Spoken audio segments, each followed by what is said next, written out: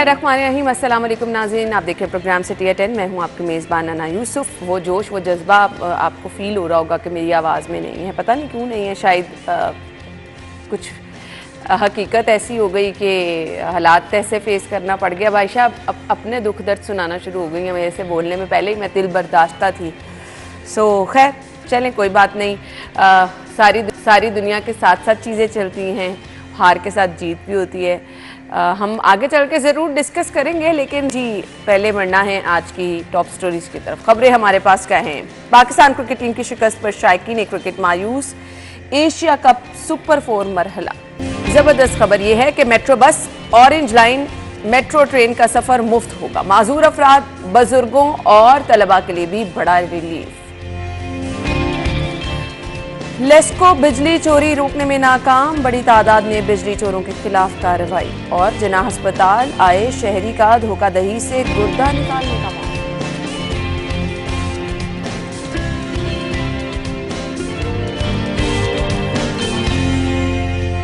Welcome back once again. हमारे साथ हमारे सीनियर रिपोर्टर्स मौजूद हैं। आमिर रजा खान साहब, राउद इरशाद हुसैन साहब ने ज्वाइन किया। अस्सलाम वालेकुम अस्सलाम।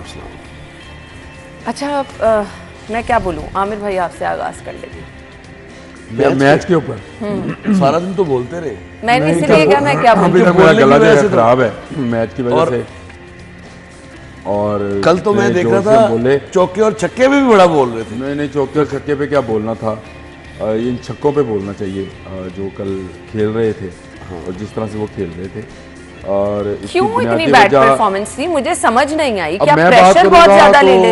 बात फिर दूर, मैंने कल ये समझाई है लोगों को बात कि भाई जब तक आप फॉरेन कोचिंग टीम लगाएंगे, गोरों की टीम लगाएंगे, आपके क्रिकेटर्स के अंदर तकनीक तो शायद आ जाए, ना जोश रहेगा ना जज्बा रहेगा। आप दुनिया की जितनी टीमें उठा लें, सबके लोकल कोचेज हैं। आप मुझे बताएं, आपने सिर्फ वसीम अकरम को इसलिए नहीं लगाया था कोच, बॉलिंग कोच? ऑब्जेक्शन पैसे बहुत मांगते हैं।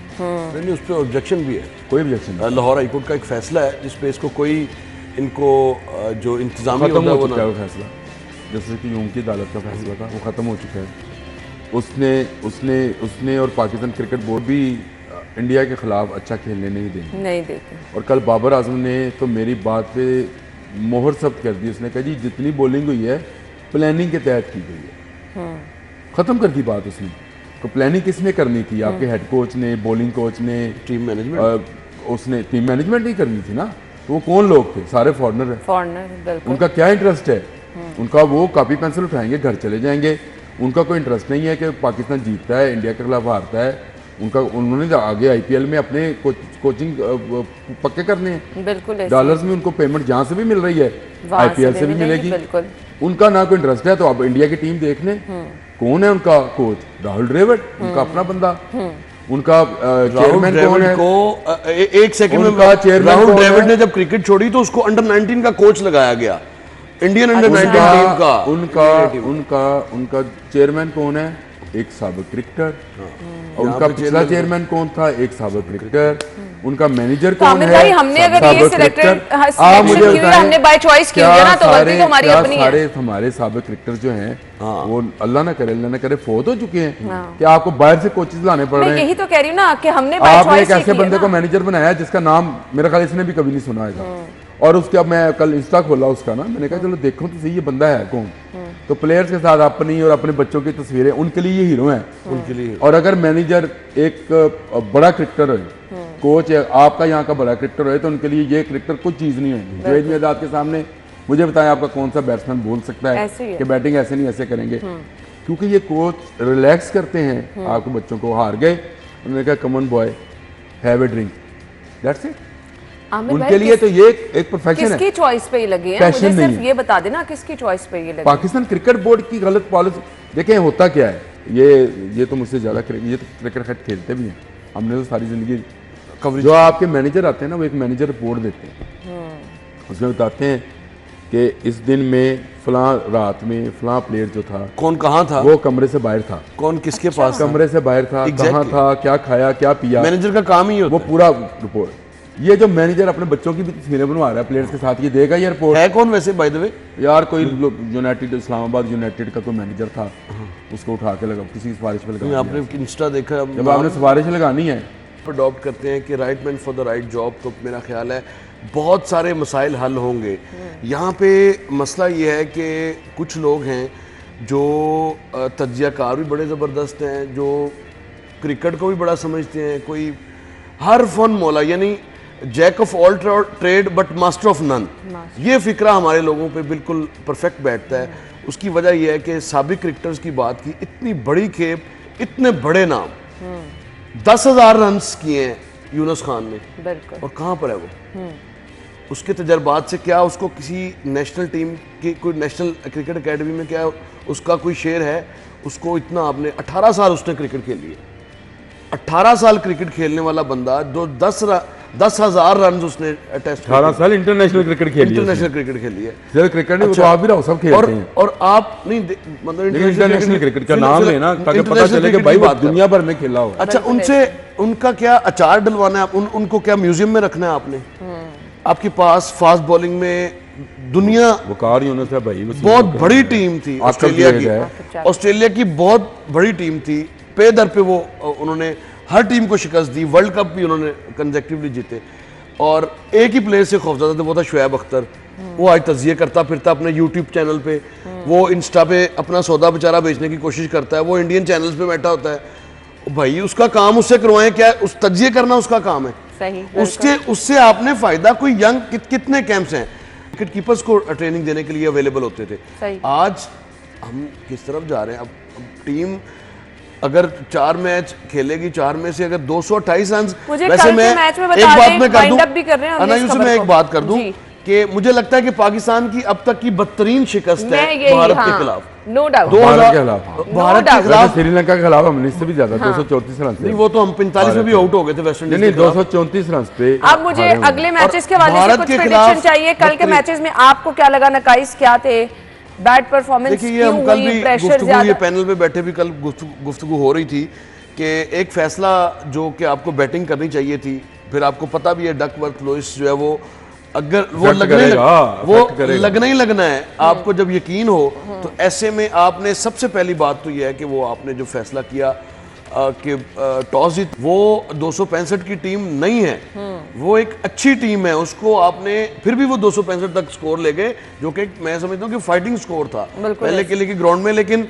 अब हुआ विनिंग स्कोर था जी। कल का मैच देखे तो लग रहा है ना विनिंग स्कोर था। तो ये आपको याद होगा उस वक्त भी ये कह रहे थे कि बस हलवा है जी, ये तो हम जीते हुए थे। और अब बहुत ज्यादा जो हम देखते हैं कि वो लैग करने वाली चीजें, टीम मैनेजमेंट पूरे इस अभी तक ना किसी मैच में टीम मैनेजमेंट जो है वो नजर नहीं है। आमिर भाई, फिटनेस का इशू क्यों है हमारे खिलाड़ियों का, और इतने बड़े बुनियादी वजह वही है मैंने जो अभी बात की, कौन सा प्लेयर कहाँ रात बसर करता है किसी को कुछ पता नहीं।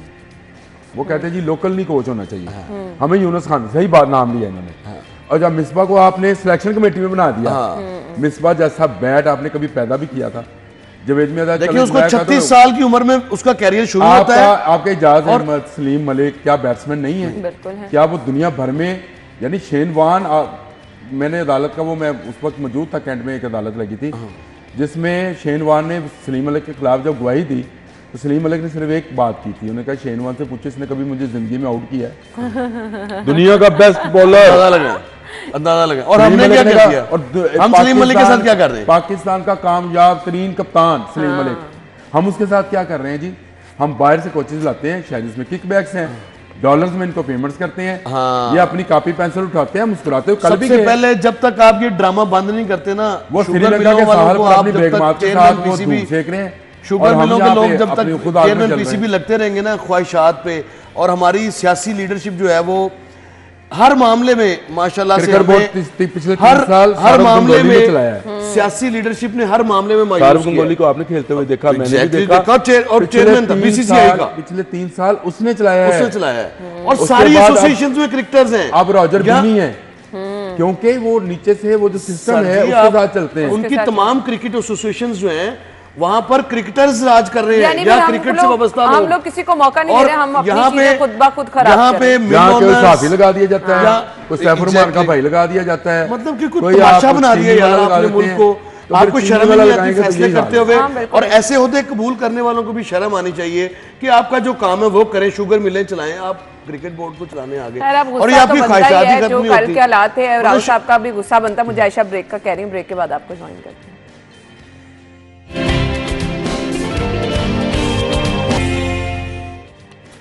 Welcome back. खबर हमारे पास क्या है जी? माजूर अफराद, बुजुर्ग और तलबा के लिए बड़ा रिलीफ, और वो रिलीफ क्या है जी? मेट्रो बस और ऑरेंज ट्रेन का मुफ्त सफर होगा।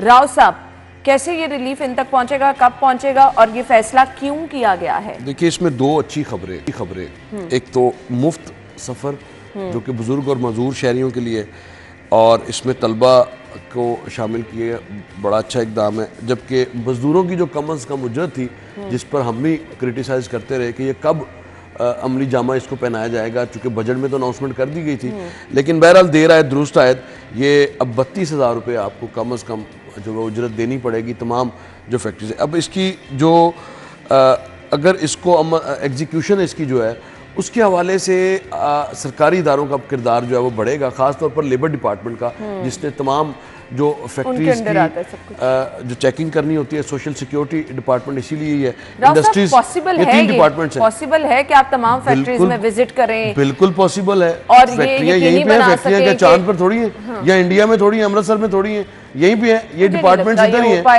इन डिपार्टमेंट से चेक करना, इनकी जिम्मेदारी है, इनको चेक करना चाहिए और करना पड़ेगा। ये जो कम अज कम यहाँ से सरकारी में अच्छा, मौजूदा हालात में बहुत बड़ी बात जो इन्फ्लेशन का हाल है उसको अगर देखें तो ये 32,000 भी मजदूर की जो उजरत है ये उस पर पूरा नहीं उतरती। अगर आप इसको कहें 32,000 का मतलब है कि तकरीबन 1,150 रुपये या 200 रुपये बनेंगे, ये 1,200 रुपये उजरत पर डे बनती है इस हिसाब से भी। लेकिन अगर आप 1,000 का नोट लेके ग्रोसरी की दुकान पे जाएं तो फिर आपको अंदाजा होगा कि 1,000 में अशिया खुरनोश वो कितनी आती हैं। तो ये बड़ा अच्छा एक फैसला। फिलहाल इसको और ज़्यादा होना चाहिए, होनी तो वैसे ये 40,000 से ज़ायद चाहिए मिनिमम, क्योंकि 54% अगर इन्फ्लेशन रेट है तो जो उससे निपटने के लिए आपको तनख्वाहों में इजाफा भी उसी हिसाब से करना चाहिए। ये पहले 25 था और 23 था, फिर 25 और अब 32। अब अल्लाह करे कि ये अमल दरामद हो जाए। दूसरी बात, बुज़ुर्गों और माजूर अफराद के साथ साथ स्टूडेंट्स को अब ये सहूलत दी जा रही है। ये बिल्कुल हमारे हमसाया मुल्क में दिल्ली के वज़ीर आला हैं केजरीवाल, उन्होंने वैसे इन 3 कैटेगरीज़ के साथ साथ सब अक्सरियत को जो पब्लिक ट्रांसपोर्ट है वो फ्री कर रखी है, और उसमें बड़ी उनको इन फैसलों की वजह से पजीराई भी मिली। अच्छा, हम फ्री जो पैसे आप रोज़ाना कॉस्ट किए जाते हैं वो पैसे भी कोई इतने ज़्यादा नहीं, आपको पब्लिक ट्रांसपोर्ट को सब्सिडाइज करना पड़ता है, ये पूरी दुनिया में है। आप अगर लंदन पेरिस भी जाएंगे तो आपको वहाँ पर भी सब्सिडाइज्ड। मेरी बात हो रही थी कि अगर ऑरेंज लाइन का जो फेयर है अगर वो एक पैसेंजर से कैलकुलेट करें तो वो तकरीबन 150 रुपीज़ अगर दे तो फिर वो उसके जो एक्सपेंडिचर्स हैं वो मीट करते हैं। लेकिन चूँकि यहाँ पे सिस्टम हमारे यहाँ इस तरह का है कि वो पब्लिक ट्रांसपोर्ट को फैसिलिटेट करना, फिर माहौलियात का भी अब बहुत बड़ा इशू है। इलेक्ट्रिसिटी पे उसने ऑरेंज लाइन ने चलना है तो उस पर एक्सपेंडिचर्स, जिस तरह बिजली महंगी है तो इसका इम्पेक्ट उस पर भी आया है।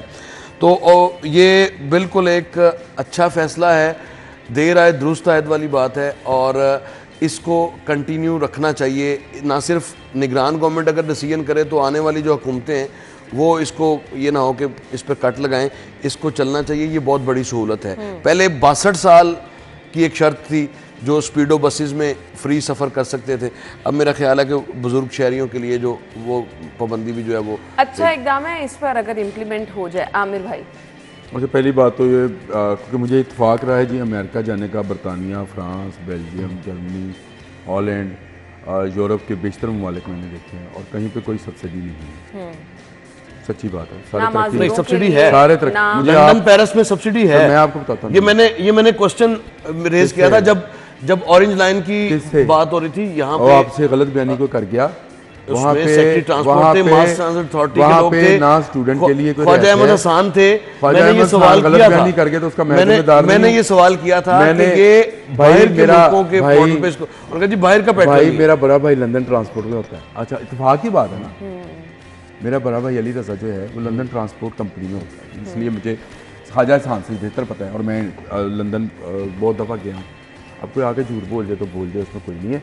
दुनिया भर में जो ट्रांसपोर्ट है वो पब्लिक को इस तरह से है कि वो अगर गाड़ी लेके जाएं तो उनको ज़्यादा महंगी पड़ती है, तो उनको, लेकिन टिकट वहाँ सब लेते हैं। और यहाँ पर क्योंकि चीट भी बहुत किया जाता है, अभी आपको गली मोहल्ले में जो कॉलेज हैं, स्कूल हैं, यूनिवर्सिटियाँ, उनके कार्ड नज़र आने शुरू हो जाएंगे कि जी ये स्टूडेंट है, चाहे वो दुकान पे जा रहे होगा तब भी स्टूडेंट होएगा, वो वर्कशॉप पे जा रहे होगा तब भी स्टूडेंट होएगा, और मेरी उम्र का भी स्टूडेंट होएगा, और ये भी, और ये कार्ड्स आपको अब गली मोहल्ले के निकलने शुरू हो जाएंगे। जो पहले ही ऑरेंज ट्रेन पे इतराज़ है कि ये महंगी है और गवर्नमेंट को इतने पालना पड़ रहा है, चाइना से कर्जा लेना पड़ रहा है, एक्सिम बैंक का हमने अभी तक कर्जा अदा नहीं किया है, ये और बोझ तले आ जाएगा। देखिए फैसला अब राव साहब की नज़र से देखे तो मुझे बड़ा अच्छा फैसला लगता है। यानी आप कह रहे हैं कि नहीं होना चाहिए? नहीं, मैं कहता हूँ होना चाहिए, किराया कुछ तो होना चाहिए। अच्छा, मुफ्त की आदत इस कौम को अपाहज बना देगी। मुफ्त खाना कौम को अपाहज बनाता है। आप फैक्ट्री लगा के उसको 32,000 रुपये देना ताकि वो काम भी करें और वो जाए। यूरोप और अमेरिका में और बाकी ममालिक में क्यों स्टूडेंट से काम लिया जाता है 48 घंटे पर वीक? सही कह रहे हैं आप। ताकि वो कमाएं भी, उनको पता चले कि यार मैं पैसा खर्च करने लगा हूं, इसकी अहमियत क्या है। मतलब कि हम यहाँ पे 60 नहीं लाख कर सकते, खवातीन को वो आप नहीं कर BISP सकते। के जरिए पैसा दे रहे हैं, 450 अरब रुपए खर्च कर रहे हैं। बांग्लादेश की 53 लाख खवातीन फैक्ट्रियों में काम कर रही हैं। ये है फर्क, ये फर्क है, बिल्कुल सही कह रहे हैं। इसीलिए वो आगे जा रहे हैं। और आमिर भाई आपका पॉइंट इस तरह से ही बेहतर है कि अगर इस तरह से सब लोगों को फ्री होगा सफ़र करना, मतलब जिस तरह स्टूडेंट्स हैं, बुजुर्ग अफराद हैं, आप जो ट्रेन में खराबियां पैदा होंगी, जो सब मेरे जैसे देनी मजदूर भी हैं जी, फिर उनको भी दें, और शायद जट भी करेगा सफ़र मुफ्त में, क्योंकि आप तो खुद उसको मेंटल हॉस्पिटल दाखिल करा के आए। ज़हनी मजदूर है ना जी, और मेरे जैसे भी मजदूर है, मतलब पेशेंट्स लोग भी हैं, उनको भी फ्री। देखिए ये जब सिलसिला आप शुरू करते हैं ना तो आपको बड़ा अच्छा लगता है, मतलब कहते हैं यार लोगों को कुछ तो मिला ना जी, सब्सिडी मिली जी। अल्टीमेटली ये आकर इतना बोझ बनता है कि आपको पूरा ऐसा ना हो कि वो फिर आपके इस्तेमाल से चीज वही सिस्टम कोलैप्स कर जाए, सारों के इस्तेमाल से जाए, खत्म हो जाए। तो पर दुनिया के तरक्की याफ्ता ममालिक ये काम ना करें। मिसालें हमारे सामने है। नहीं, ये वाकई ऐसे है कि अगर आप इस तरफ चल गए तो बड़ा फिर अच्छा इकदाम है जी। मैं तो राव साहब वाली बात ही करूंगा जी, फ्री बहुत अच्छा जी, हर चीज फ्री। नहीं, आपने एक सेगमेंट को दिया ना, बिजली फ्री कर दे। एक सेगमेंट नहीं है, 3 सेगमेंट है। ये तीन सेगमेंट है। और फिर उसमें राव साहब, हाँ आमिर भाई ने आपका एक सेगमेंट जो स्टूडेंट वाला है ना, ये आपको कार्ड नजर आने शुरू हो जाएंगे जी स्टूडेंट के। हाँ जी, ऐसे मेरी उम्र के लोग भी जो हैं वो स्टूडेंट का कार्ड लेके आएंगे, क्योंकि मोहल्ले के स्कूल वाला जो है वो मेरा वाकफ है, वो लिख देगा जनाब है मैट्रिक कर तुसी की कर लेना है। सही। देखिए आपने सोर्स ऑफ इनकम इसके पैरेलल आप बढ़ा सकते हैं, वो आपने आज तक नहीं बढ़ाए। ऑरेंज लाइन और मेट्रो बस के इतने बड़े दोनों कॉरिडोर्स हैं, क्या हमने सोचा कि इसको सोलराइजेशन की तरफ लेके जाएं, जहाँ पर बराह रास्त जो है वो धूप हमें सनशाइन है, लेकिन हमने सोचा ही नहीं। उसके अलावा इनके स्टेशंस को आउटसोर्स करने के लिए वहाँ पर कैंटीन्स और इस तरह के सेगमेंट्स शामिल करने थे, जिसमें एडवर्टीजमेंट वहाँ पर उसके लिए किसी कंपनी से बात हुई। इसके तमाम तर जो पिलर्स हैं वो मुफ्त में, वो जर्मन हेल्थ सेंटर के इश्तिहार नज़र आते हैं, मैरिज ब्यूरो फीस बिल्ला, ये सारे, मतलब कि हर जगह पे वो उसको क्या, उसके लिए हमने कोई प्लान किया नहीं। इतना बड़ा दोनों कॉरिडोर, ये फीस बिल्ला वाला मैरिज वाला जो मामला है, इस पे मैं जरा दोनों खुश होता हूँ, रहने दो, ये रक्षों पे भी लगा होता है तो मजा आता है। फैमिली के साथ जा रहे हैं दोनों गुजर क्या गया, दोनों देखे जब तक दोनों कॉरिडोर्स आपकी अगर बात करें तो 54 किलोमीटर के ये दोनों, 27 किलोमीटर के दोनों हैं। फिर एक पे 17-18 स्टेशन तो निकल के चले, अच्छा, और एक पे 26 स्टेशन है।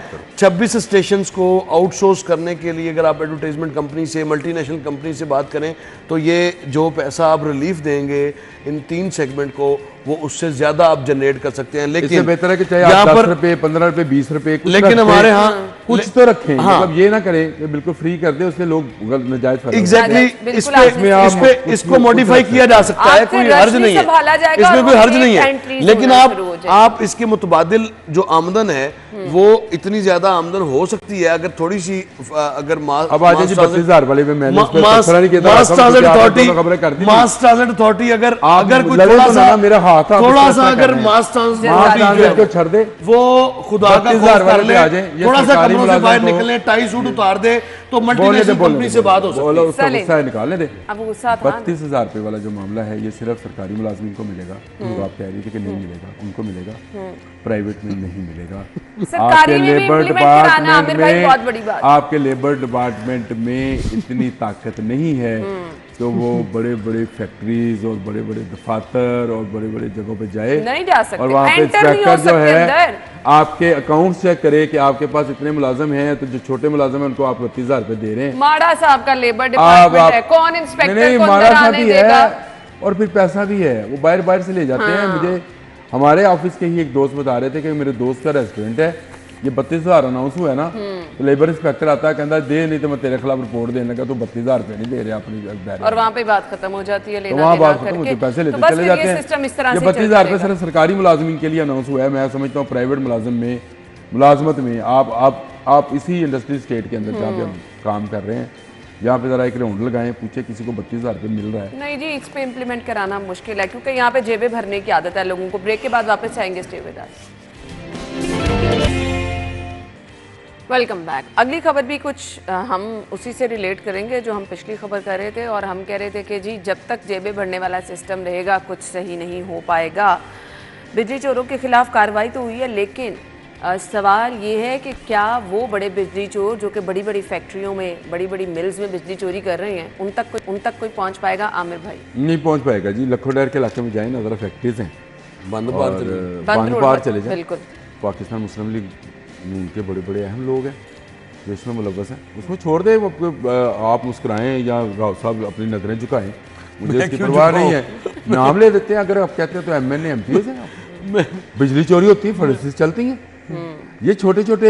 आप मुझे बताएं, एक ऐसा नेटवर्क है, बेचारे का क्या कसूर है? एक ऐसा नेटवर्क है, एक ऐसा नेटवर्क है, चोरी कर लेता उसका मीटर कट जाता है। एक ऐसा नेटवर्क है लेस्को के पास कि जिसमें इनके मीटर रीडर ने हर माह जाना ही जाना है मीटर देखने के लिए, और बिजली चोरी हो रही है। कैसा?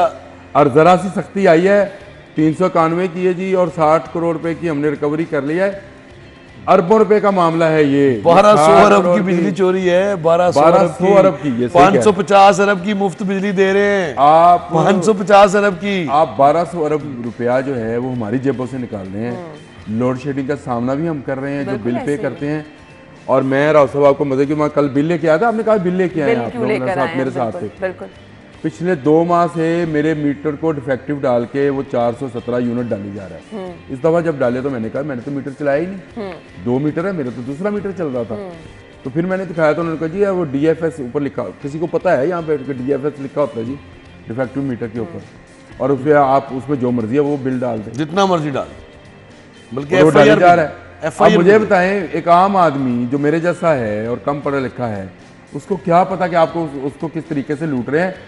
जन्नत में जाना है सब लोगों ने, इन सब क्या इनको गाली निकाल दूंगा ज़्यादा मुंह से। नहीं, जन्नत में जाएंगे, जन्नत में जाएंगे, जन्नत में जाएंगे, इसकी आग में जलेंगे। और ये जिस तरह से गरीबों की जेबों पर डाका डाल रहे हैं, इनका अंजाम किनका? इनका जिनका जो डाका डाल रहे हैं, पॉलिसी साजों का, जिनको आप वोट डालते। लेस्को के चेयरमैन होए, लेस्को का मीटर रीडर होए, लेस्को का SD होए, लेस्को SCN होए, कोई जिसको मैं वोट डालता हूं, जिसको नहीं डालता हूं, जिसको मैंने वोट डाला और वो खयानत करता है उसमें, उसका खाइन में होएगा। जो इस तरह से लोगों पर बोझ डालकर डाके डालता है, उसका अंजाम अबरतनाक होएगा, और उसके बच्चों और उसके घर वालों से ये निकलेंगे पैसे, उसको हजम नहीं होने वाले। और रोज़े क़यामत उसका हाथ होएगा और गरीबों का, उसका राव गिरबान साहब, होगा, गरीबों का हाथ होगा। सवाल ये है बस, कि बड़े आवाज बिजली आ गई। चोरों को जब कोई नहीं पकड़ रहा तो फिर घरों में डोमेस्टिक लेवल पर वो लोग जिनके लिए 2 वक्त की रोटी खानी मुश्किल है, वो बेचारे अगर कुछ ऐसा करते हैं, बिजली चोरी करते हैं, नहीं, अपने बिजली बच्चों- चोरी चोरी है जी। नहीं, अच्छा, मैं- नहीं, इसको मैं इसके खिलाफ हूँ। मैं आमिर भाई आप मैं ये खुद जस्टिफाई ना खिलाफ करें। हूं। नहीं, मैं नहीं कर रही, मैं नहीं कर रही। शुक्र मैं है, तो खोखर मैं साहब तो खुद होते खोखर साहब से लड़ी हूँ। खोखर साहब होते तो मैं खोखर उस साहब दिन इस पे एक लंबा आर्गुमेंट देते मैं हैं कि खोखर चोरी साहब करनी से चाहिए। लड़ी हूँ, पूछिए मैं आप। ये आर्गुमेंट कर रहा था कि मुझे मेरा सवाल ये है, फिर उसके ऊपर सारा बस मैंने चलता है, उसके देखिए ऊपर अगर क्यों बस मैंने चलता है? नहीं, बात मैंने चलना घर चाहिए में उसमें भी। मैंने घर बिजली में 2 चोरी को आप जस्टिफाई गुर्बत से नहीं कर सकते हैं। नहीं गुर्बत चोरी तो कभी चोरी है ना, चोरी चोरी है। चोरी चोरी ये है, बात ठीक है। क्या बात कर रहे हैं आप? बात खत्म हो गई। चोरी तो चोरी है। यहाँ पर तो लोग मिलाद करा रहे होते हैं और कुंडियां डाल के चोरी, बिजली चोरी की जला रहे होते हैं। मैंने खुद देखा है, जलसे कर रहे होते हैं, बिजली चोरी हो रही होती है, कोई पूछता ही नहीं है। राव साहब, आप बहुत अच्छा, बड़ा मिलाद कर अब रहे हैं। आप कहाँ ले गए? मैं देखा भी है। मेरा जो इंतजाम है, आप ठीक है, मुझे पता 27 है। को है, आप आएंगे, आप देख लीजिएगा मैं कहाँ करता हूँ, आप देख लीजिएगा मैं कहाँ करता हूँ। लेकिन ये बात ठीक है, मैं तो इस आप मॉडल बाजार लगा लें, आप रमजान बाजार लगा लें, वहाँ सरकार बिजली चोरी कर रही आप जलसों पे बिजली चोरी चोरी होती है। जलसा हो रहा है तो जी बिजली चोरी हो रही है, कोई आप पब्लिक गैदरिंग कहीं पे हो रही है तो बिजली चोरी हो रही है। ये बात हम खोखर साहब से कर रहे थे कि चोरी चोरी है।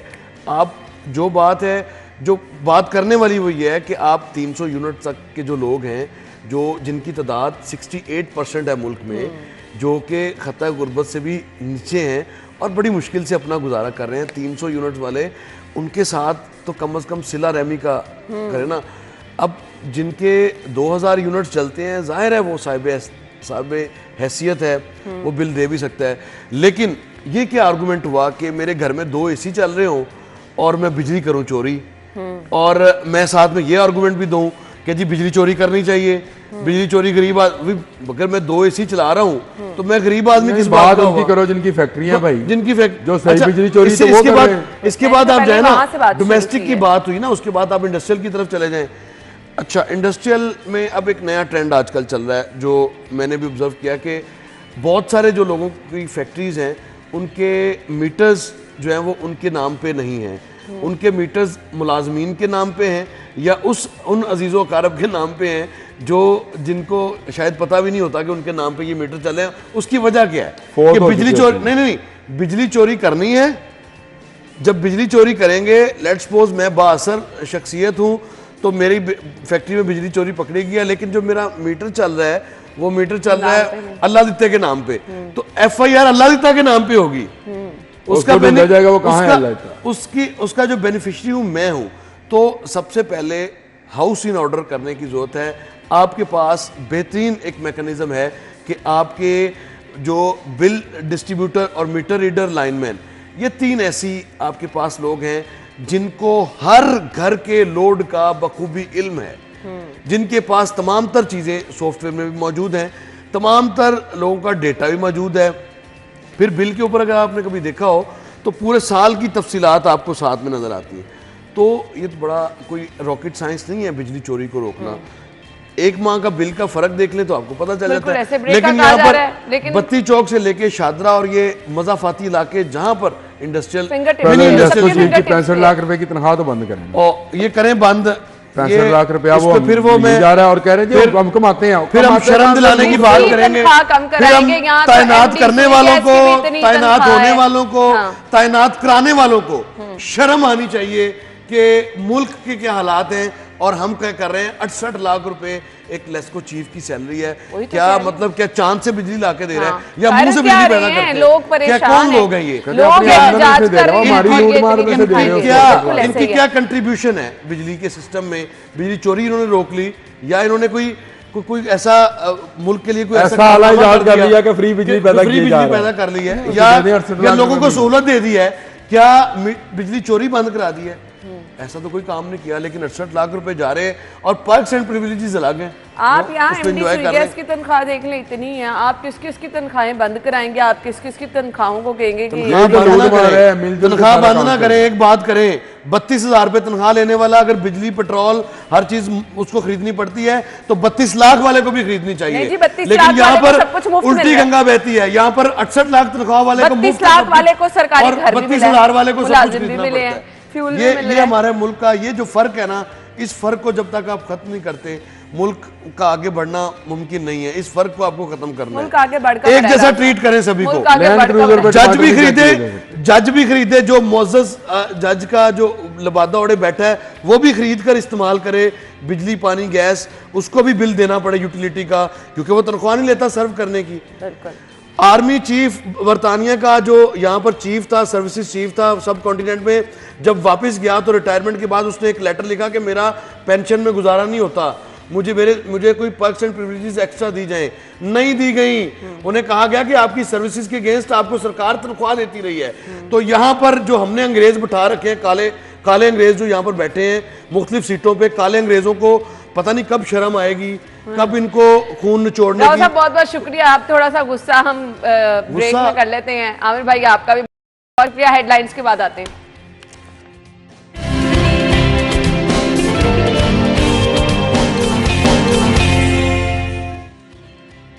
Welcome back once again. Programme में आपको एक बार फिर से खुश आमदीद कहेंगे और अगला सेगमेंट हमने शामिल करना है D today's weather.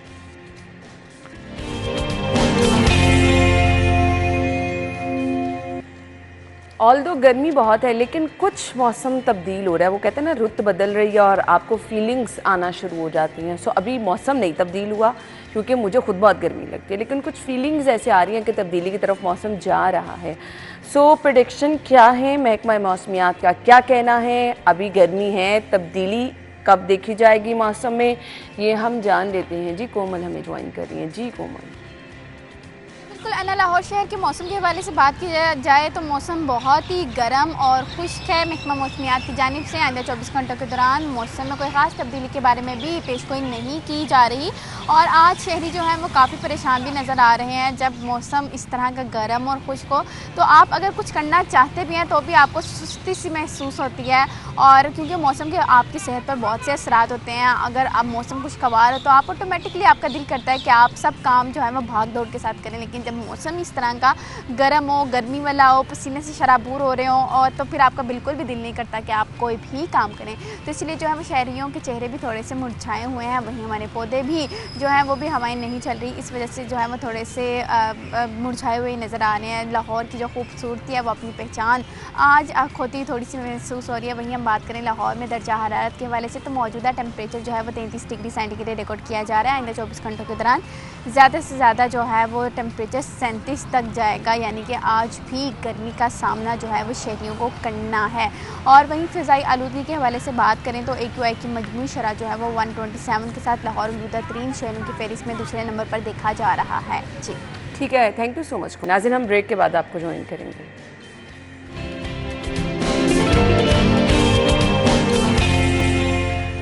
Welcome back once again. Programme में आपको एक बार फिर से खुश आमदीद कहेंगे। प्रोग्राम के हिस्से में जी हम डिस्कस करने वाले हैं कुछ ऐसे मसाइल जिनका हर किसी को सामना, कॉमन मसाइल हैं जी। कुछ लोग काम की ज़्यादती की वजह से कहते हैं कि सर में बहुत ज़्यादा दर्द रहता है। कुछ लोग स्टूडेंट्स जो हैं वो स्कूल से आए तो थके थके फील करते हैं। समटाइम नींद ना पूरी होना भी एक वजह होती है। समटाइम अब जैसे हमारे ऑफिस में 8-9 घंटे लोग शिफ्ट करके जा रहे हैं और मुसलसल आपने कंप्यूटर पर बैठ के काम करना है। फिर कुछ लोग जी स्ट्रेस इस कदर लेते हैं छोटी छोटी बातों पे, एक नेचर है ह्यूमन। कुछ लोग बहुत जल्दी कुछ बातों को फील करते हैं, अपने सर पे सवार कर लेते हैं। कुछ लोग बिल्कुल ही सर से उतार देते हैं। वो ज़िंदगी मेरे ख्याल से ज़्यादा अच्छी है कि आप बस कुछ भी हो, आपने अपनी ज़िंदगी अच्छी जीनी है, लेकिन कभी इसके नुकसानात भी होते हैं। खैर ये तो लाइट एंड नोट पे था, लेकिन कुछ चीज़ें ऐसी हैं मुसलसल रूटीन में आपको तंग करती हैं जिसकी वजह से आप परेशान रहते हैं। अगर आजकल के हालात देख लें, लड़ाई झगड़े परेशानी, तो घरेलू हालात भी ऐसे हो गए हैं कि लोगों के लिए दर्द सर बन चुके हैं। लेकिन स्पेशली आज जो हम बात करेंगे नॉर्मल रहने वाला सर दर्द भी, स्टूडेंट्स के साथ हर सेगमेंट पे हम देखते हैं लोग थकावट का शिकार रहते हैं, लेज़ी रहते हैं, नींद ना पूरी होने की वजह से भी परेशान रहते हैं। सेकेंडली माइग्रेन लोगों को रहता है जो सर के एक हिस्से में जो है वो दर्द महसूस होता है। सो इसकी रीज़न क्या है? कुछ ये क्या नफ्सियाती मसाइल से ही इसका ताल्लुक़ है या फिर कुछ हम ये डिस्कस करेंगे इलाज की तरफ अगर आना चाहें, कुछ सिम्टम्स की तरफ आना चाहें तो किन सिम्टम्स में आपको जो है वो एक्टिव होना है, डॉक्टर के पास जाना है। हमारे साथ जी डॉक्टर सायरा मौजूद हैं, इंटरनल मेडिसिन स्पेशलिस्ट हैं और माहिर नफ्सियात जहारा साहिबा ने हमें ज्वाइन किया है। वेलकम कहेंगे। अस्सलाम वालेकुम। थैंक यू सो मच, बहुत बहुत शुक्रिया।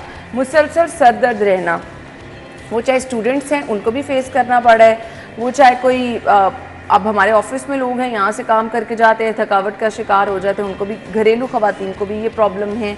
ये मुसलसल सर दर्द जो है, मुझे बता दें इसकी रीज़न्स क्या क्या हो सकती हैं, सो इलाज भी क्या हो सकता है, क्योंकि हम सेल्फ मेडिकेशन पे जाते हैं मुसलसल, हर रोज़ की 2 पैनाडोल खाना आदत भी बना लेते हैं। Thank you very much. है ना, आपने बहुत अहम सवाल उठाए हैं। पहली बात तो ये कि ना डिफरेंट तरह के सर दर्द है, हम सबको माइग्रेन कह देते हैं, हालांकि ऐसे नहीं है। माइग्रेन आधे सर का दर्द है और इसके अंदर एक क्लासिकल माइग्रेन है जिसमें aura, pre aura and post aura शामिल होते हैं। इसके अलावा बैंड लाइक हेडेक है जो कि अमूमन माथे में ऐसे महसूस होता है जिस तरह सर पर किसी ने टोपी या खौल चढ़ा दी है।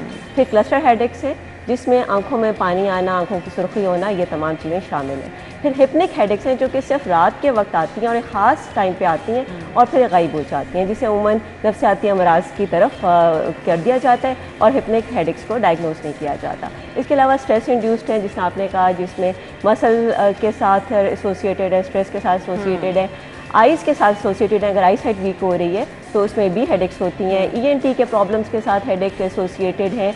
और हमारी बहुत बड़ा मसला खुद सेल्फ मेडिकेशन है, उससे भी हेडेक्स में इंक्रीज़ होता है। स्पेशली जो लोग अगर लगातार दवाइयाँ लेते हैं उन्हें फिर बार बार ही दवाइयों के साथ ही आराम आता है।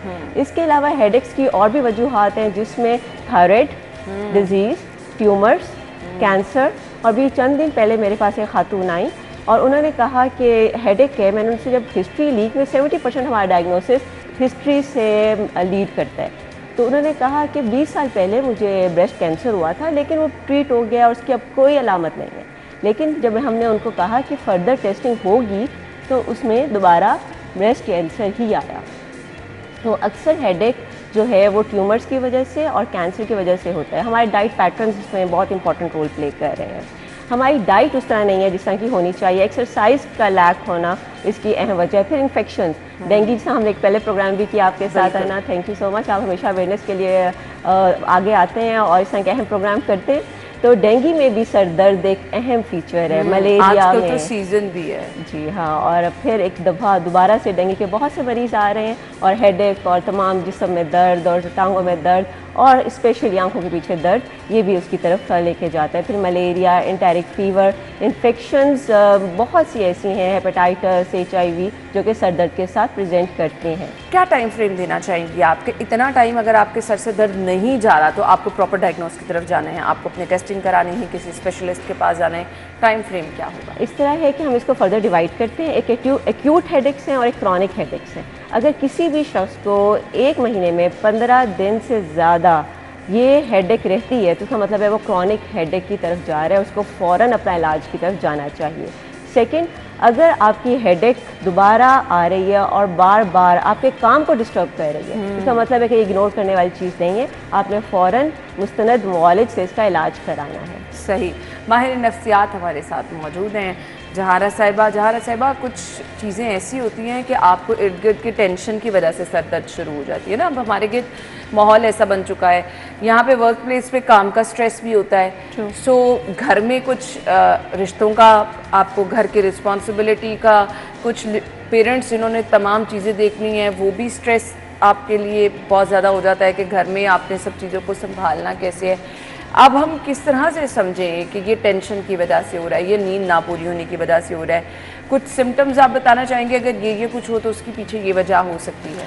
अच्छा, बहुत अच्छा क्वेश्चन है आपका, है ना। मैं आपको बताऊं, जैसा अभी डॉक्टर साहिबा ने बताया ना कि there the specific types of headache. तो बिल्कुल इस तरह जब हमारे पास भी ज़हनी दबाव की अलामत लेके लोग आते हैं तो उनको ये लगता है, पहले तो बहुत ही एक जनरल सी टर्म यूज़ करते हैं कि हमें डिप्रेशन हो गया, जबकि डिप्रेशन बिल्कुल नहीं होता, वो भी ज़हनी तनाव ही होता है और उसमें उनसे मैनेज नहीं हो रहा होता। तो हमने भी इस चीज़ को, जिसको MSE कहते हैं ना, मेंटल स्टेट एग्जामिनेशन, बेसिकली हम पेशेंट के साथ बाकायदा बैठ के उसकी हिस्ट्री लेते हैं, विच इज़ वेरी इंपॉर्टेंट, और उसमें देखते हैं कि क्या ये एक्यूट स्ट्रेस है या क्रॉनिक स्ट्रेस है। अगर तो एक्यूट स्ट्रेस है तो वो तो फिर उनके लाइफस्टाइल मैनेज करके, डाइटरी प्लान्स को देखते हुए, काम को, नींद को, इन सब चीज़ों को मैनेज करते हुए, डाइट का भी इससे ताल्लुक है 100%। देखिए, मूड्स एंड फूड्स जो हैं ये बहुत रिलेटेड हैं। सबसे ज़्यादा जो लैकिंग चीज़ है ना, ये जो आप हेडेक की, स्ट्रेस की स्पेसिफिकली बात करें तो ये बेसिकली स्टार्ट ही तब होता है जब आपका लाइफस्टाइल पुअर हो जाता है, तो लाइफस्टाइल में सबसे पहले आपकी डाइट आती है, फिर आपका स्लीपिंग पैटर्न्स आते हैं जिसे हम स्लीप हाइजीन कहते हैं। यानी जैसे हमारी फिजिकल हम हाइजीन को देखते हैं ना, केयर करते हैं, उस तरह स्लीप हाइजीन भी है। और उसके साथ फिर आपको कोई भी जैसे एक्सरसाइज, वॉक, तो जब ये सब चीज़ें मिसिंग होती हैं और उस पर हर वक्त आप एक अपने टारगेट को अचीव करने पे हैं या आप अपनी जिम्मेदारियां निभाने पे हैं, तो उसके बाद फिर एक्यूट स्ट्रेस जो है उसकी सिम्टम्स आना शुरू हो जाती हैं, जिसमें हेडिक एक मेन कॉज, जो प्रेजेंटेबल कंप्लेंट्स होती हैं उनमें हेडिक होता है, तनाव होता है, नींद का ना आना, भूख ना लगना, वज़न का कम होना, ये वो सब चीज़ें हैं जो कि बेसिकली एक कॉम्प्लीमेंट्री पैकेज आप जाना साहिबा। आजकल हम सोचते बहुत है, तो ये ओवर द काउंटर आप चीज़ों को अपने सर पे सवार कर लें, सोचते रहें कि अब क्या होगा, अब क्या होगा, ये भी सर दर्द की एक वजह है। ऑब्वियसली देखें, जब हम लोग अर्जेंट एंड इम्पॉर्टेंट पे फोकस नहीं करेंगे और हम अपनी प्रायोरिटीज सेट नहीं करेंगे और हम ब्लाइंडली फॉलो करेंगे हर उस चीज़ को जो कि सोशल मीडिया पे प्रेजेंट की जा रही है। एक्चुअली जब से हमारा रीच हुआ है ना पूरी दुनिया में और गैजेट्स हमारे हाथ में आए हैं, तो हम ये नहीं देखते कि हमने ज़्यादा फ़ायदा उठाना है, हमने ब्लाइंडली फॉलो करना शुरू कर दिया। मगर हम ये नहीं देखते कि हमारी बॉडी की कैपेसिटी क्या है, हम कितना काम कितने वक्त में कर सकते हैं, क्योंकि हर ब्रेन की केमिस्ट्री डिफरेंट होती है, हर बॉडी की कैपेसिटी डिफरेंट होती है, तो आप ब्लाइंडली फॉलो नहीं कर सकते हैं। Plus there are the certain things which are very much necessary, जिसमें नींद है। तो जब आप अंधाधुंध एक काम और टारगेट के पीछे पड़े रहेंगे और उसमें आप अपने आप को जीरो पे लेके जाएंगे, तो उसके फिर there are certain signs and symptoms जो अपीयर होंगे। उसमें फिर मूड का चिड़चिड़ापन, स्ट्रेस, जिसको हम डी स्ट्रेस कहते हैं। अच्छा, स्ट्रेस का मैं एक चीज़ क्लियर करूँ यहाँ पे सबको कि स्ट्रेस का नाम लेते साथ, डिस्कस करते साथ सबको लगता है कि this is something very bad and मेरे साथ बड़ा अनयूजुअल सा है, जबकि जो यू स्ट्रेस है वो हेल्दी स्ट्रेस होता है। जैसे अब आपके वो काम से अपना शो स्टार्ट करने से पहले अगर आपको थोड़ा सा स्ट्रेस है कि गेस्ट कौन से and I have to prepare, तो ये यू स्ट्रेस होगा। अगर मैंने बोलना है और मैंने आई हैव टू मैं आपसे पूछूं कि किस टॉपिक पे, दिस इज़ यू स्ट्रेस। लेकिन डी स्ट्रेस वो है कि there is nothing there but you are feeling anxious, anxiety, palpitation, heart का सिंक करना, स्वेटिंग, हेडेक, ये वो है जिस पे आपको मौलिद से राब्ते की जरूरत है। क्या बहुत ज़्यादा गुस्सा करने वाला इंसान भी सर दर्द का शिकार रहता है? क्योंकि हम देखते हैं कुछ लोग बड़े हाइपर रहते हैं और बाद में आप सर पकड़ के ऐसे बैठे रहते हैं। देखिए, जो गुस्सा करना है और हाइपर एक्टिविटी है या मूड्स का जो आप बहुत एलेटेड होना भी एक मूड मिजाज की बीमारी है। हम यहाँ पे किसी, मेरा ख्याल है 0% 1% लोग होंगे जिनको ये पता होगा कि ये मसला हल करने के काबिल है और इस मर्द को या इस बंदे को इसी तरह इलाज की ज़रूरत है जिस तरह बाकी बीमारियों में, जैसे भी डॉक्टर साहब ने बहुत सारी बीमारियाँ हैं, मगर हम क्योंकि एग्रेशन को, जारहियत को, गुस्से को एक सो कॉल्ड समझ लेते हैं, एक शान, और हम समझते हैं कि इट्स अ बैगेज, और ये तो it's a part of life, गुस्सा तो होता ही है। तो जब ये समझते रहेंगे तो फिर इसके रिजल्ट्स में जो हमारी हेडेक है या मूड का चिड़चिड़ापन या ताल्लुकात की खराबी या काम की खराबी या लॉसेस, ये फिर साथ आएंगे। तो पहली बात तो ये कि गुस्सा जो है ये आपकी एक ज़हनी बीमारी की निशानी है, इसको टाइमली एड्रेस करना बहुत ज़रूरी है। हाई ब्लड प्रेशर भी डॉक्टर साहिबा एक रीज़न हो सकती है सर दर्द मुसलसल। अपने स्ट्रेस की 3 चीज़ें बताई, उसमें से एक ब्लड प्रेशर भी स्ट्रेस से रिलेटेड है और अक्सर ब्लड प्रेशर के मरीज़ को पता ही तब चलता है जब उसके सर में दर्द हो या कोई अलामत है। और अगर हमारे ब्लड प्रेशर के आलात हर जगह अवेलेबल हों, कहीं पर आप बस में चढ़ रहे हैं, ट्रेन में चढ़ रहे हैं, तो वहाँ पर ब्लड प्रेशर की मॉनिटरिंग जैसे बाहर की दुनिया में होता है, अगर ऐसा हो तो हर एक को अपने ब्लड प्रेशर का रोज़ मालूम हो। लेकिन हमारे यहाँ ज़्यादातर जब सिम्टम्स आ जाएं, हेडेक हो जाए, तभी मालूम होता है। अक्सर मर्गी के दौरों से पहले, फालिज से पहले भी हेडेक एक बहुत बड़ा सिम्टम है जो कि अलामत के तौर पर ज़ाहिर होता है। सही। सो ये वो चीज़ें हैं। इलाज क्या इसका है? क्या यही इलाज है जो हम बार बार रिपीट करते हैं कि जी घर में पड़ी जो भी मेडिसिन है बस वो खाई? तो रेस्ट का इसमें क्या रोल हो सकता है? स्ट्रेस हमने किस तरह से कम करना है? ये भी चीज़ें बताइए। इसके इलाज के अंदर 4 अहम चीज़ें हैं। सबसे पहली जो चीज़ है वो मेडिकेशन का टाइम पर इस्तेमाल है। अगर ब्लड प्रेशर, शुगर या फालिज का कोई मरीज़ है तो उसको अपनी दवा नहीं स्किप करनी। सेकेंड इम्पॉर्टेंट चीज़ जो है वो उसकी डाइट है। डाइट के बगैर कोई दवा असर नहीं करती। डाइट उतनी ही अहम है जितना कि उसकी मेडिसिन, बल्कि मैं तो कहूँगी कि उससे भी ज़्यादा अहम है। फिर हाइड्रेशन, 10 से 12 गिलास पानी। अगर कोई उसको गुर्दों का मसला नहीं है या दिल का कोई ऐसा मसला नहीं है तो उसने अपनी डाइट में और अपने पानी में बहुत ज़्यादा इस्तेमाल उसका डेली रूटीन का पार्ट बनाना है। थर्ड नंबर पे है एक्सरसाइज और फोर्थ नंबर पर है स्लीप। एक्सरसाइज हम ये एडवाइस करते हैं कि कम से कम 30 मिनट्स डेली 5 दिन हफ्ते में उसे एक्सरसाइज करनी है। अक्सर ये जवाब मिलता है जी हम तो सारा दिन एक्सरसाइज करते हैं, हम तो सारा दिन अपने जॉब पे होते हैं।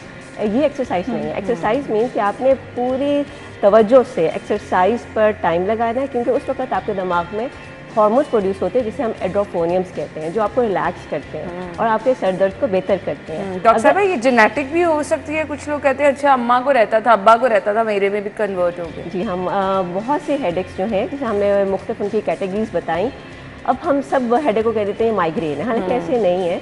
और बहुत सी माइग्रेन की टाइप्स ऐसी हैं जो जेनेटिकली आगे जाती हैं। इसके अलावा सर्वाइकल स्पॉन्डाइलोसिस और बहुत से और डिजीज़ ऐसी हैं जो कि जेनेटिकली आपकी प्रीडिटरमेंट होती हैं। और हमारी ख़वातीन में हर 4 में से 1 खातून तो ऑस्टियोपोरोसिस का शिकार है। उसके सर्वाइकल, लंबर रीजन और तमाम वर्टिब्री, ये जो रीढ़ की हड्डी और हड्डियाँ हैं, ये कमज़ोर हैं, उसकी वजह से भी सर में दर्द रहता है। अब आपने स्प्रिन की बात की, मैं बहुत खुश हुई जब जहाँ स्प्रिन की बात कह रही थी। एक पूरा वज़न आपकी नेक पे पड़ता है, क्योंकि जब आप स्क्रीन की तरफ देखते हैं तो आपका पूरा हेड एक ख़ास पोजीशन में मूव करता है और वो वज़न आपके मसल्स उठा रहे होते हैं, जिसमें स्टेनोक्लेडोमास्टॉइड और आपके नेक के मसल्स शामिल हैं। और आपकी ये हड्डी पीछे सर्वाइकल जिसे कह रहे हैं, उस वज़न की वजह से भी दर्द का शिकार हो जाते हैं, क्योंकि मसल्स फटीग का शिकार होते हैं, हड्डी कमज़ोर होती है, ऑस्टियोपोरोसिस शुरू हो चुका होता है और उनको मालूम ही नहीं होता और वो हेडेक का शिकार हो जाते हैं। तो ये वो चीज़ें हैं जो कि सर दर्द से जुड़ी हैं, जो आपको पता भी नहीं होता। ब्रेक के बाद आपको ज्वाइन करेंगे।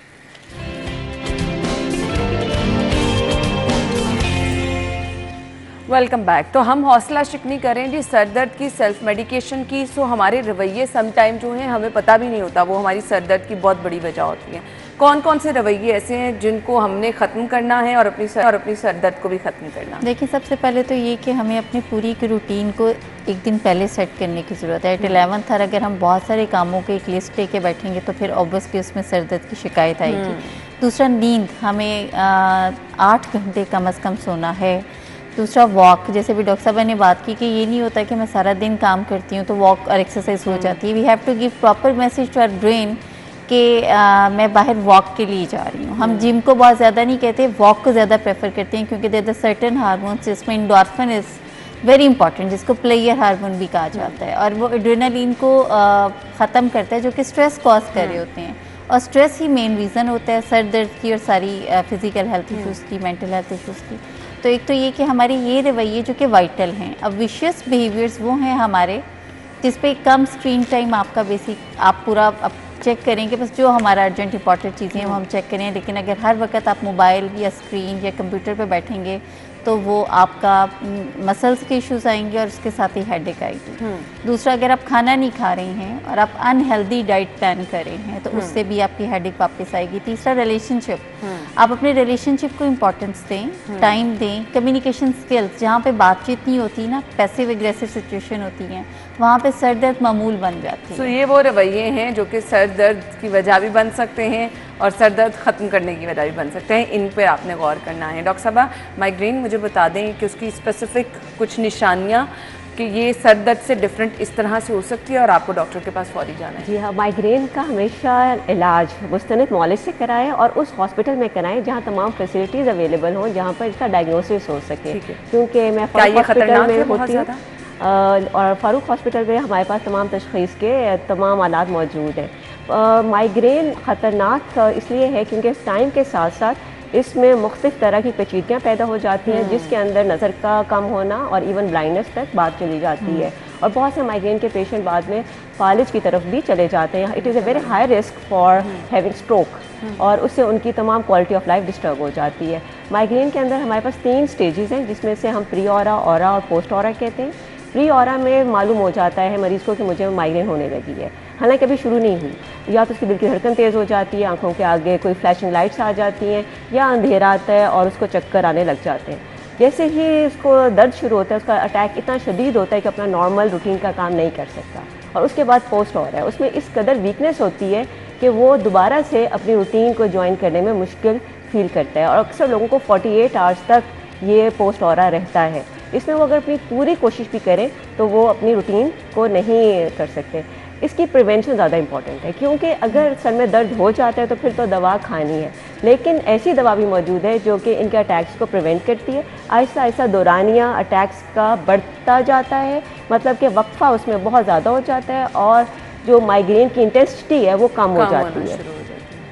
इसका मतलब है कि ये प्रिवेंट हो रहा है। और फिर एक टाइम आता है कि कई कई साल उनको माइग्रेन का अटैक नहीं होता। माइग्रेन में सबसे बड़ी जो गलती वो करते हैं वो ये कि वो कैफीन के बेवरेजेस बहुत ज़्यादा इस्तेमाल करते हैं, जिसमें कॉफ़ी, टी और even caffeinated drinks, cold drinks, जितने भी कार्बोनेटेड ड्रिंक्स हैं, ये उसको फ़ायदा पहुंचाने की बजाय माइग्रेन के अटैक को और सवेयर कर देते हैं और इनकी सवेरिटी इंक्रीज़ कर जाती है। नॉर्मली हमें लगता है बस दर्द हो रहा है तो चाहे तो इसका इलाज है, हालांकि इसका इलाज हॉट पैक्स है। अगर हॉट पैक्स को आप अपने गर्दन पे रखें, सर पे रखें, उससे बेहतरी आ जाती है। इसमें वेजो डायलेटेशन होती है, खून की सप्लाई सर की तरफ बहुत तेज़ी से बढ़ती है। अगर इसी दौरान ब्लड प्रेशर तेज़ हो जाए तो खुदा ना खास्ता ब्लड प्रेशर के साथ कैफिनेटेड ड्रिंक्स मिलकर फालिज की सिचुएशन कर सकते हैं, हैमरेज कर सकते हैं और ब्लीडिंग कर सकते हैं। वक्त हमारे पास कम है, बहुत सारी चीज़ें पूछना चाह रही थी, लेकिन डॉक्टर साहिबा की बातों से मैं यही अंदाज़ा लगा सकती हूँ कि आपको फौरी तौर पर मुस्तैद डॉक्टर के पास जाना है। ये जो कि सर दर्द की वजह है या सर दर्द को कम कर सकते हैं, ख़त्म कर सकते हैं, उन पे भी आपने गौर करना है। बहुत बहुत शुक्रिया आप लोगों के। Thank you so much. नाज़रीन, हमारी और आपकी मुलाकात कल होगी। इजाज़त दीजिए, अल्लाह हाफ़िज़।